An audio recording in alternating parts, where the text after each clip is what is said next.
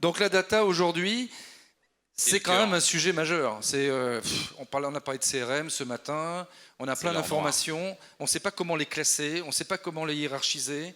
Tout le monde l'utilise dans l'entreprise, ça manque un peu de rigueur, d'organisation, etc. Pour certains, c'est un gros mot, pour d'autres, ils l'ont mal exploité. Pour d'autres, ça peut être dangereux. D'autres personnes pensent qu'il faudrait peut-être mutualiser des sujets de sécurité aussi bien pour le consommateur que pour les entreprises. Donc c'est vrai que c'est un sujet très sensible.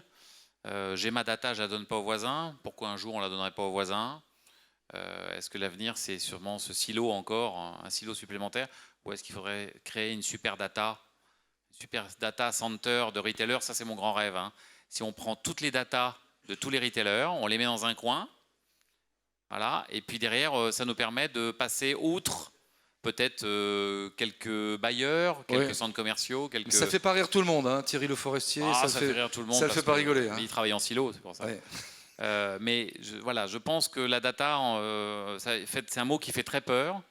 Et en même temps, je pense qu'il faut, si on ne sort pas des silos de cette data, si à un moment donné, on n'arrive pas un peu à mutualiser ou à s'organiser d'une certaine manière, on perdra des choses et on perdra des clients aussi, parce que dedans, il y a tellement d'informations qu'on pourrait partager. C'est bon. Alors, on va commencer avec Marine Breuil, DPO Consulting. Bonjour Marine. Bonjour.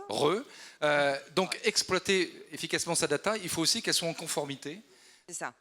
En fait, pour l'exploiter efficacement, l'idée, c'est simplement de respecter la réglementation. En fait, la façon dont vous allez gérer vos données, c'est la façon dont vous gérez vos clients. Ça reflète ces valeurs d'entreprise-là. C'est très important d'avoir ça en tête et donc, du coup, de respecter les valeurs de votre entreprise pour ce client.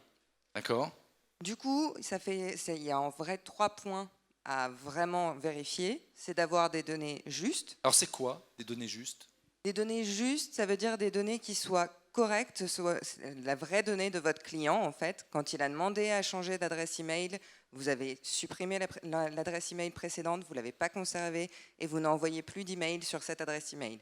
C'est hyper important pour la simple et bonne raison que sinon, vous êtes blacklisté. D'accord. Donc il faut même virer des millions de data si elles ne sont pas conformes. Oui, il faut apprendre à mettre des choses. Oui, il faut apprendre à faire ça. Parce que finalement c'est quoi le risque? Il n'y a pas de risque. Ah si. Si. On a parlé du risque financier qui est effectivement un peu important, surtout avec le nouveau règlement européen. On va arriver avec des sanctions très élevées, mais ce n'est pas le risque le plus important. Le risque le plus important, c'est le risque d'image. Aujourd'hui, quand vous avez des sociétés comme LinkedIn qui se font voler et qui nous annoncent en 2012 qu'elles se sont fait voler des millions de données, le résultat, il est catastrophique derrière pour la société. J'ai travaillé pour des sociétés précédentes, notamment une société bien connue du retail qui a fait l'objet d'une affaire pénale en matière de données à caractère personnel. C'est extrêmement difficile de s'en relever en termes de confiance des clients. Donc des données justes, des données sécurisées, ça signifie quoi? Ça veut dire qu'il faut que vous ayez derrière un véritable plan pour gérer ces données. Ça veut dire travailler en lien avec la DSI, même si on n'aime pas, même si ça fait peur. Pour le coup, ce sont ces personnes-là qui vont pouvoir vous permettre de sécuriser vos données. Il faut un plan de continuité d'activité. Dans le règlement européen, vous aurez l'obligation notamment d'alerter vos clients si vous vous êtes fait pirater les données et d'alerter la CNIL. Donc c'est quand même pas simple. Et ça veut dire derrière tout un tas de procédures et notamment des analyses d'impact sur la vie privée de vos clients, de vos collaborateurs, puisque les données, ce n'est pas que celles de vos clients, c'est aussi celles de vos collaborateurs. Alors il y a un cas extraordinaire, c'est LinkedIn. Il leur est arrivé une catastrophe il y a 4 ans. Tu peux nous expliquer? Ils se sont fait pirater des données. C'est arrivé aussi à Orange. Et effectivement... Donc c'est-à-dire que toute la base de données LinkedIn dans laquelle la plupart d'entre vous figurent a été téléchargée, piquée par... les adresses email et les mots de passe, en fait. Et LinkedIn a donc demandé à tous les utilisateurs... Et personne n'a su ça? On l'a su que cette année, en fait, alors que ça date d'il y a 4 ans, effectivement. D'accord. Et on a su, par exemple, hier, que le patron de Facebook, Mark Zuckerberg, s'était fait voler son mot de passe, qui était d'ailleurs relativement ridicule, mais voilà. D'accord, donc c'est rassurant. Alors, autre point, des données limitées. Ça veut dire que ça ne sert à rien d'avoir des bases énormes, il faut le strict nécessaire. Le strict nécessaire, mais alors c'est pas juste parce que ça sert à rien, c'est aussi parce que légalement c'est répréhensible. Si vous prenez des données qui n'ont rien à voir avec la finalité pour laquelle vous les avez collectées, par définition, vous allez vous retrouver dans une situation difficile. C'est notamment le cas, par exemple, pour des sociétés comme Runkeeper qui se sont fait alpaguer par la CNIL norvégienne il y a très, très, très récemment, qui en fait collectait des données de géolocalisation même quand le téléphone était éteint et les revendait à des tiers. Et donc là, on se retrouve dans des situations très très délicates puisqu'effectivement, en termes de confiance de ces utilisateurs-là, les téléchargements de l'application se sont retrouvés à s'effondrer d'un seul coup. Et dernier point, je plante le décor avec elle parce qu'elle nous apporte des éléments intéressants. Qu'est-ce qui va se passer au niveau communauté européenne? Il y a un décret qui va passer. On va le rappeler par rapport à ce matin. Oui. Donc là, il ne va plus falloir déconner avec ces données, quoi. Sinon... Non, effectivement, ce règlement européen change vraiment la donne. En fait, on passe aujourd'hui, vous êtes sur un système qui est le système de droit pénal que vous connaissez habituellement, à savoir vous êtes innocent tant qu'on n'a pas prouvé que vous étiez coupable. Le nouveau règlement européen change la donne radicalement. En fait, on part sur un principe d'accountability, donc dit de responsabilité. Donc c'est à vous de prouver que vous avez mis en œuvre et en place tous les éléments, toutes les procédures pour garantir la privacy, donc le caractère privé de toutes ces données et leur sécurité évidemment. Donc ça change tout? Ça change tout, et puis les sanctions, comme on en a parlé ce matin, sont on risque énormes. Quoi? Oui, je pense qu'on va se revoir. On risque combien? 4% du chiffre d'affaires? 4% du chiffre d'affaires mondial, oui. D'accord, très bien, vous avez entendu. Alors, on va continuer rapidement le tour de table. Arnaud Dopp, donc patron de InStore Digital, start-up créée en 2015. Alors vous, pour répondre à cette question, comment gérer efficacement ces données, vous avez créé une plateforme. Alors expliquez-nous le modèle et pourquoi ça marche. Alors, je ne peux pas avoir de meilleure introduction que celle de Marine sur la privacy, parce qu'on a parlé tout à l'heure de privacy by design, et c'est un des deux piliers sur lesquels on s'est appuyé pour créer cette plateforme. Donc proposer effectivement une plateforme qui permette à nos clients, retailers, opérateurs de lieux de commerce, de sélectionner dans le cadre légal la durée de conservation de leurs données, le niveau d'anonymisation, de pseudonymisation, etc. Ça, c'est le premier pilier. Le deuxième pilier, c'est une approche open source. Pourquoi? Parce qu'aujourd'hui, finalement, un point de vente, un lieu de commerce physique, c'est un lieu qui concentre énormément de dispositifs technologiques qui fonctionnent les uns à côté des autres avec des identifiants différents. Donc si je rentre dans le détail, il y a du Wi-Fi, il y a des beacons, il y a de la monétique, il y a de la caisse, il y a des tablettes vendeurs. Et l'Internet des objets qui arrive à faire exploser cette quantité de dispositifs technologiques. Et donc finalement, pour être en capacité de collecter et de mettre en cohérence ces datas, il faut une plateforme qui soit open source. Si vous êtes dans une logique propriétaire, il y a trop d'acteurs pour pouvoir se connecter avec tout le monde.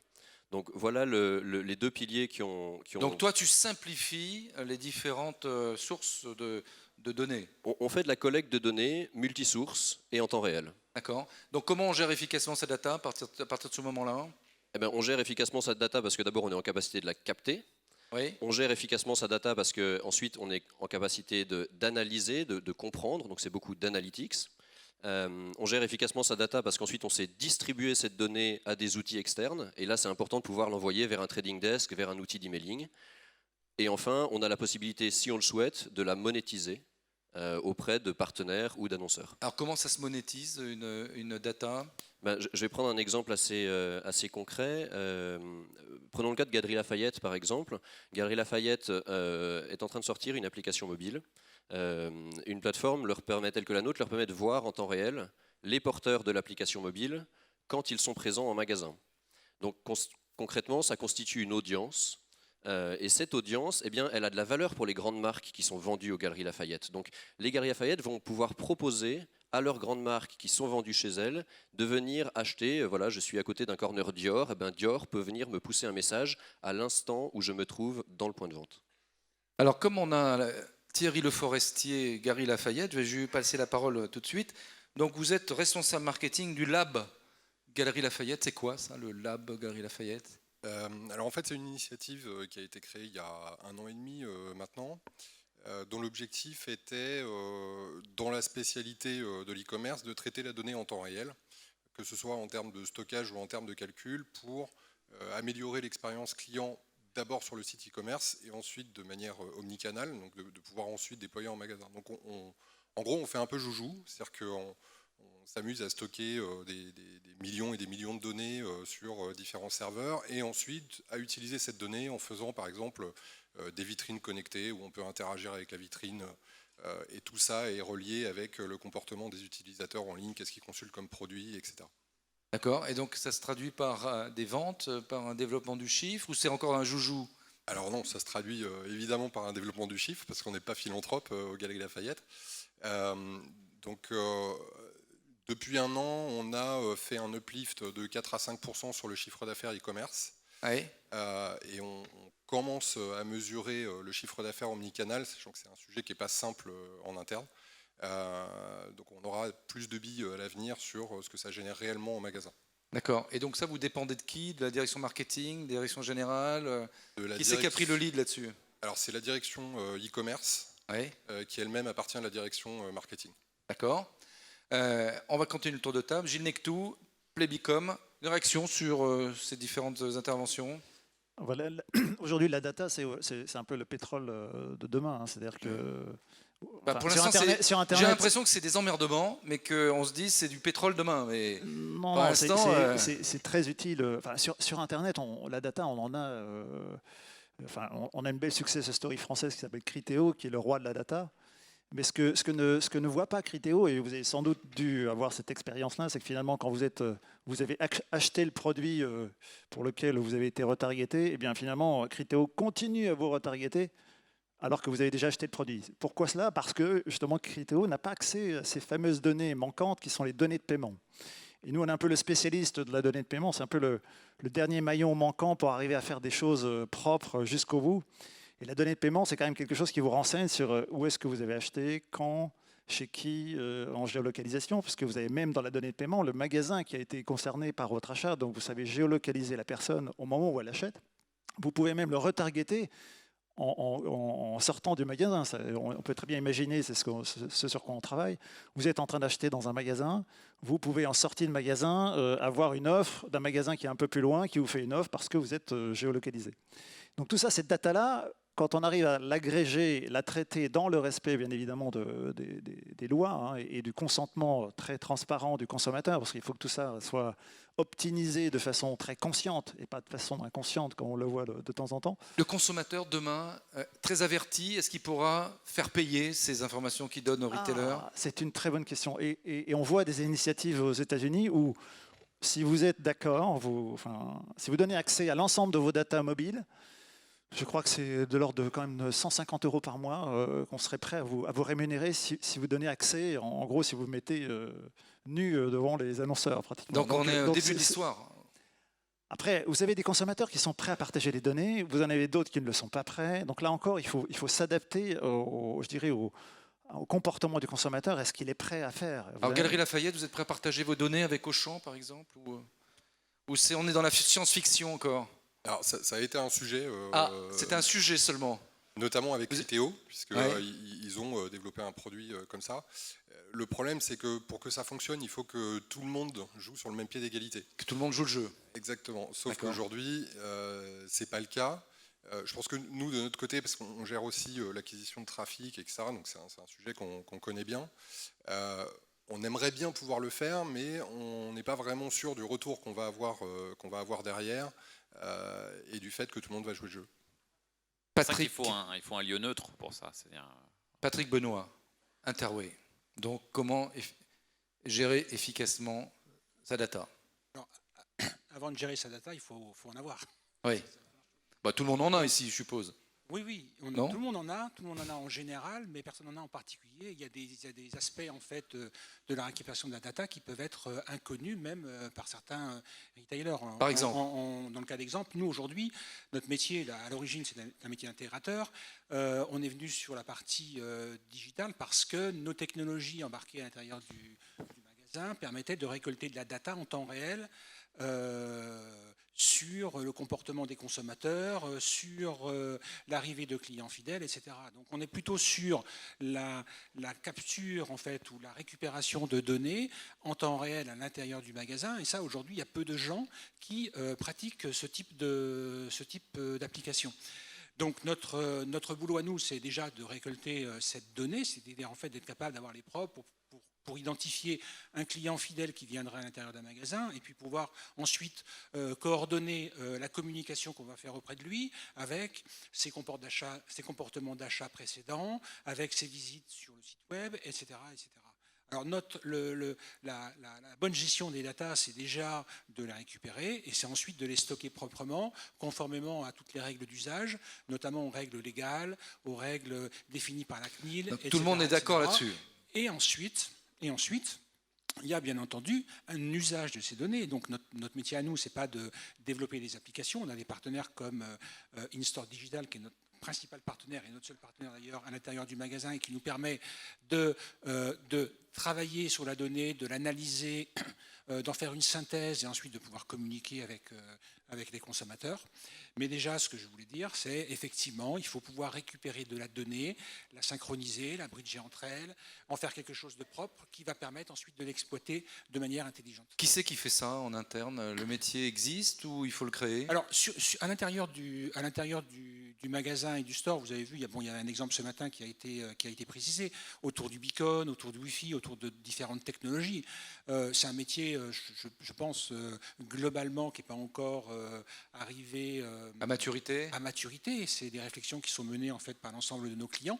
Et on a un nombre d'exemples importants de gens qui s'engagent vers des technologies qui vont leur permettre de mieux identifier leurs propres consommateurs, leurs prospects, tout en respectant à la fois les valeurs, comme c'était dit ce matin par les patrons d'enseigne que vous aviez ici, tout en respectant en fait les règles de communication et de stockage. On peut réaliser ça. David Ledouarin, Advalo, donc on vous a entendu un petit peu tout à l'heure et puis beaucoup ce matin. Donc la problématique, c'est comment donc, les capter, les données très bien, mais comment les trier et comment choisir les instants T pour les exploiter. Voilà, alors bien exploiter sa data, c'est se poser la bonne question. C'est-à-dire qu'aujourd'hui, on collecte beaucoup d'informations. Pourquoi faire? Donc il y a plusieurs réponses qui peuvent être données à ça. Il y a une première réponse qui est souvent quand même une réponse de mesure de la performance. C'est-à-dire on va chercher la data, elle constate des comportements qui sont soit des comportements de navigation, soit des comportements d'achat.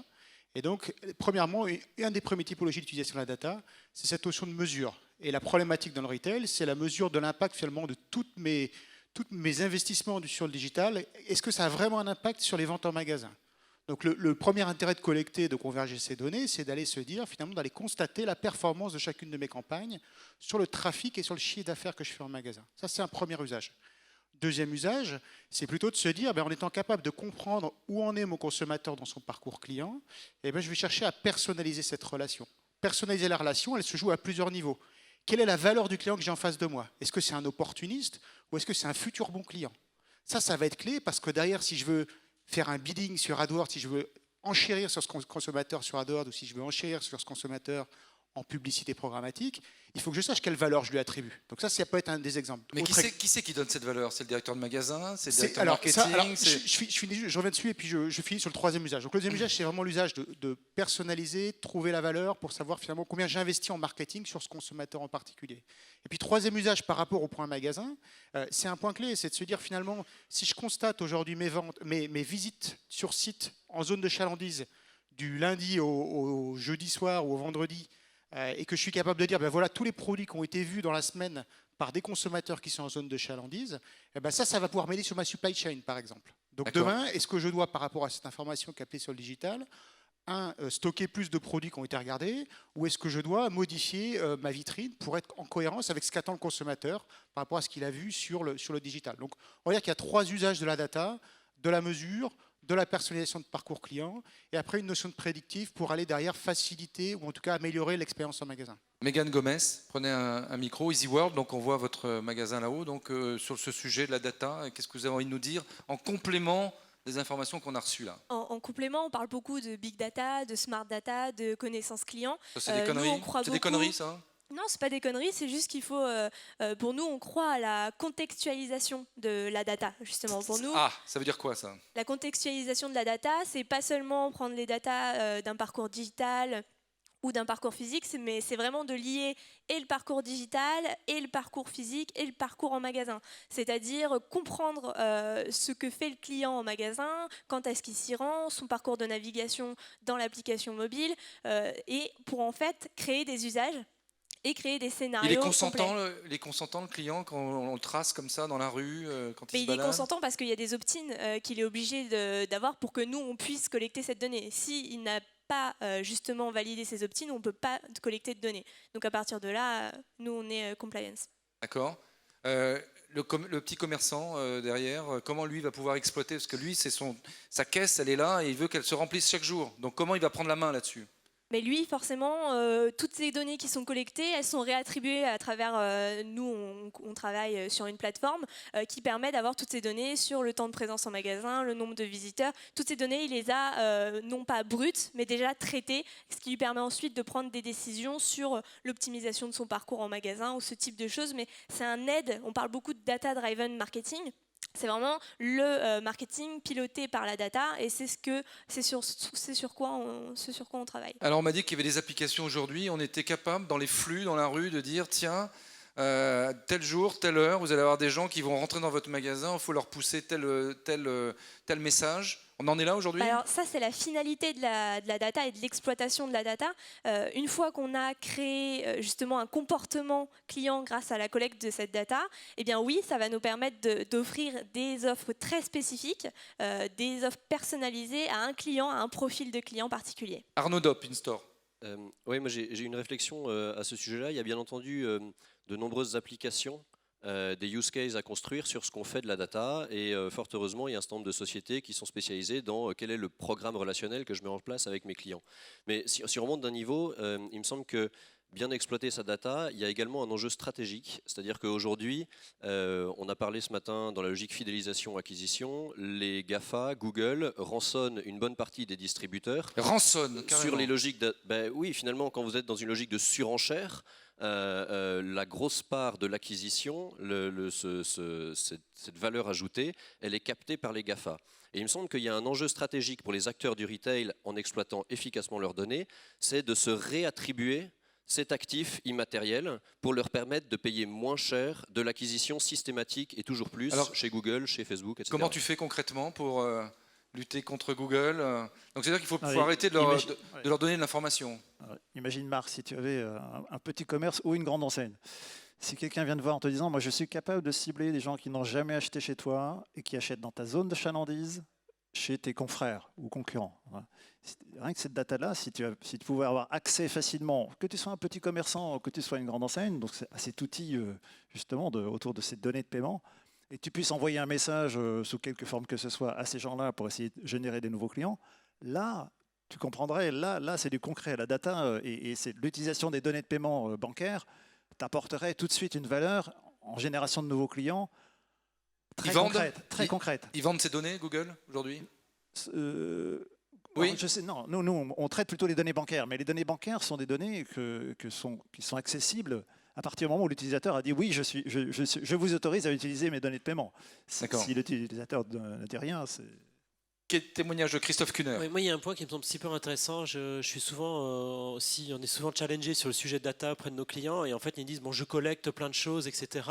Et je commence à faire mon coffre-fort de toutes ces données que je collecte, sans savoir comment exploiter. Je pense en fait une des éléments clés que nous a indiqué Marine tout à l'heure, c'est ça sert à rien de collecter 1 milliard de data en prévision de la prochaine guerre, avoir plein de provisions. Ce qui est intéressant, c'est juste de se dire de quoi j'ai besoin, qu'est-ce que je peux actionner demain, très rapidement, faire de l'argent avec ça. Après, si j'ai besoin de plus de data, je collecterai un peu plus et j'aurai plutôt de l'info fraîche que de l'info qui date du millénaire précédent. Et ça, c'est super important de se dire non, je ne vais pas collecter de la data pour collecter de la data. D'abord, je me concentre sur ce dont j'ai besoin. Qu'est-ce que je peux faire avec ça? Et une fois que j'ai rentabilisé ça, j'ai gagné en maturité, mes équipes sont prêtes à faire autre chose. Allez, Patrick et ensuite David. Merci beaucoup. Non, mais juste pour rebondir en fait sur ce sujet, effectivement, une fois qu'on a collecté la data, le travail n'est pas fini parce qu'il va falloir effectivement faire un travail de synthèse qui va permettre ensuite de l'utiliser. Récolter des milliers de data, voire même l'information sur une personne, c'est peut-être pas pertinent parce qu'on sait très bien qu'on va avoir toujours du mal à définir le message qu'on va pousser à une personne. Par contre, identifier des segments de marché, identifier des segments de consommateurs, identifier des segments des groupes d'usage, d'intérêt, etc. Ça devient effectivement très intéressant. Aujourd'hui, c'est réalisé, ça fonctionne. Je veux dire, c'est des applications qui permettent en fait de traiter ce genre de choses et ensuite de définir les messages qu'on va pouvoir pousser. Donc cette information et cette data, elle est stratégique. Donc il est important pour l'entreprise de pouvoir effectivement la collecter, la traiter, l'analyser, la synthétiser pour pouvoir l'utiliser. Et c'est une valeur inestimable. D'ailleurs, les grandes sociétés, même Facebook, etc., en fait, la valorisation, c'est la data qu'ils ont pu récolter. Donc pour les entreprises et même pour les retailers, c'est très important de pouvoir faire un usage de cette donnée et de pouvoir en fait se mettre en condition d'exploitation. Alors, Simon est associé, on a des avocats avec nous, Mathieu Bourgeois. Moi, j'aimerais savoir, quand on vend une donnée, une data, le consommateur a donné son autorisation pour utiliser sa data, mais pas nécessairement pour qu'on la vende à un tiers. C'est légal, c'est pas légal, parce qu'on est en train de parler de monétisation, de l'information, etc. Quel est le point de vue du cabinet Simon ? La vente de la data, oui, c'est possible si on l'organise en amont dès la collecte. C'est-à-dire dès la collecte, il faut informer qu'il y a une transmission à des partenaires ou à des destinataires. Est-ce que les gens se rendent compte de ce qui va se passer ? Alors, parce qu'effectivement, quand on va sur Google, on clique sur les trucs parce qu'on veut avoir l'information, etc. Mais est-ce qu'on se rend compte, est-ce que les consommateurs sont suffisamment informés sur l'utilisation qui va être faite de cette information ? Le nouveau règlement pose des obligations d'information plus fortes, donc il va falloir être attentif sur l'information. Il va aussi donner des schémas. On va pouvoir informer avec des schémas, avec des dessins en fait, au lieu d'informer avec des textes. Ça va être publié bientôt par la commission. Mais vous avez raison, Marc, il y a un point très important. Quand on monétise de la data, il faut être conforme. Je vous donne un exemple. En 2013, la Cour de cassation a annulé une cession d'actifs parce que le fichier n'avait pas été déclaré à la CNIL. Vous vous rendez compte ? C'est un fonds de commerce. Ils avaient vendu ça à des dizaines de milliers d'euros. Annulation, c'est-à-dire restitution du prix, restitution du fichier. Tout ça parce que ça n'avait pas été déclaré à la CNIL. Donc oui, c'est un vrai sujet. Thierry Le Forestier, chez Galeries Lafayette, vous vendez la data c'est un sujet de réflexion aussi que vous avez dans votre lab ? Non, on ne la vend pas à proprement parler. Et si on vous le demande ? Allez, je vous fais un chèque de 10 millions d'euros pour avoir accès à votre data. Non, vous me la vendez ou pas ? Non, on préfère être propriétaire de notre donnée, l'exploiter de manière efficace et en toute sécurité. La sécurité, c'est un vrai sujet en interne, donc gouvernance de la donnée, etc., qui a le droit d'y accéder, etc. Le fait est qu'on peut partager effectivement certaines informations, donc moyennant l'information du consommateur avec le fameux bandeau que tout le monde connaît maintenant en pied de page, mais qui en fait n'a absolument aucune incidence. C'est-à-dire que pour la plupart, les coquilles sont quand même posées, etc. Donc non, on ne la vendrait pas. Alors, pour conclure en 5 minutes, moi ce que j'aimerais savoir, comment on doit s'organiser en interne pour exploiter efficacement sa data. Alors, allez-y. Qui c'est qui veut répondre à cette question ? David ? Alors, il y a plusieurs aspects, évidemment. Qui je recrute ? Qui je mets en place ? Quel outil je lui donne ? Quel budget ça va me coûter ? Etc. Alors, une bonne DSI, c'est sûr, parce qu'il faut pouvoir être capable de collecter l'ensemble de cette donnée. Un investissement auprès d'un bon cabinet qui va gérer la compliance, c'est-à-dire la bonne façon de collecter, d'exploiter sa donnée. Et puis après, une espèce d'équipe qui va être constituée d'une part de personnes qui travaillent au niveau du marketing, de personnes qui sont ce qu'on appelle aujourd'hui assez vulgairement des data scientists. Alors c'est quoi des data scientists ? Ce sont des gens qui créent des modèles. Donc ils créent des modèles. Concrètement, on a beaucoup de données. On ne va pas les exploiter toutes les unes après les autres à la main. On va chercher à créer des modèles statistiques qui vont nous permettre justement d'exploiter des masses d'informations importantes. Donc c'est quoi ?